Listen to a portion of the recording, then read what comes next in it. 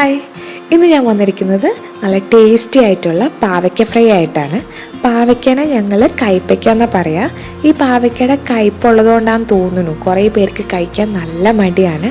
അങ്ങനത്തെ ഇങ്ങനെയൊന്ന് ട്രൈ ചെയ്ത് നോക്കൂ. വളരെ എളുപ്പമാണ് ഉണ്ടാക്കാനായിട്ട്. നല്ല ക്രിസ്പിയാണ്. പാവയ്ക്കയുടെ കയ്പ്പൊന്നും അധികം അറിയില്ല. അതേപോലെ തന്നെ വളരെ പെട്ടെന്ന് തന്നെ നമുക്കിത് ഉണ്ടാക്കിയെടുക്കാൻ പറ്റും.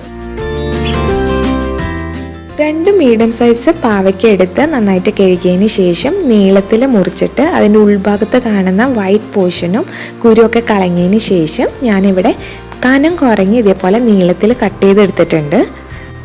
നല്ല തിന്നായിട്ട് തന്നെ കട്ട് ചെയ്തെടുക്കണം. അപ്പോഴാണ് നമുക്ക് നല്ല ക്രിസ്പി ആയിട്ടുള്ള പാവയ്ക്ക ഫ്രൈ കിട്ടുള്ളൂ.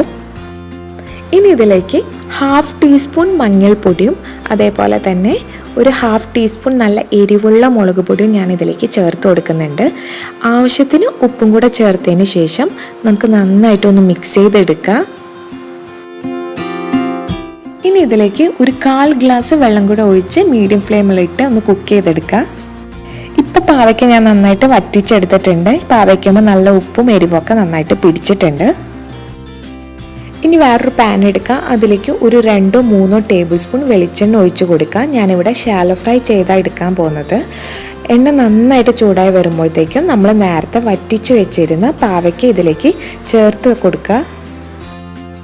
കറിവേപ്പില ഉണ്ടെങ്കിൽ അതും കൂടെ നമുക്ക് ഇട്ട് കൊടുക്കാം. എന്നിട്ട് നന്നായിട്ടൊന്ന് ഇളക്കിയതിന് ശേഷം നമുക്കിത് മീഡിയം ഫ്ലെയിമിലിട്ടിട്ട് ഒന്ന് ഫ്രൈ ചെയ്തെടുക്കണം. എപ്പോഴും ഇളക്കേണ്ട ആവശ്യമൊന്നുമില്ല. ഇപ്പോൾ നോൺ സ്റ്റിക്ക് പാനോ ഇതേപോലത്തെ പാനൊക്കെ ആണെങ്കിൽ തന്നെയും നമ്മൾ ഇടയ്ക്കൊന്ന് ഇളക്കി കൊടുത്താൽ മതി.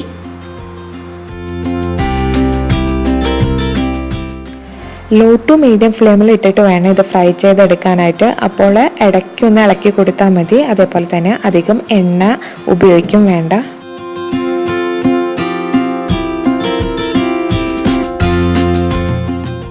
ഇപ്പോൾ നമ്മുടെ പാവയ്ക്ക നന്നായിട്ട് ഫ്രൈ ആയി കിട്ടിയിട്ടുണ്ട്. അതേപോലെ തന്നെ നല്ല ക്രിസ്പി ആയിട്ടുണ്ട്. ഇതേപോലെ വേണം നമ്മൾ ആക്കിയെടുക്കാനായിട്ട്.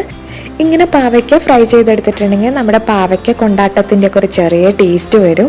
വളരെ ടേസ്റ്റാണ് ചോറിൻ്റെ കൂടെ കഴിക്കാനായിട്ട്. വളരെ എളുപ്പമാണ്. അപ്പോൾ എല്ലാവരും ഇത് ട്രൈ ചെയ്ത് നോക്കണം. ഈ റെസിപ്പി ഇഷ്ടപ്പെട്ടിട്ടുണ്ടെങ്കിൽ വീഡിയോ ലൈക്ക് ചെയ്യണം, ചാനൽ സബ്സ്ക്രൈബ് ചെയ്യണം, കമൻറ്റ് ചെയ്യണം, ഷെയർ ചെയ്യണം. താങ്ക്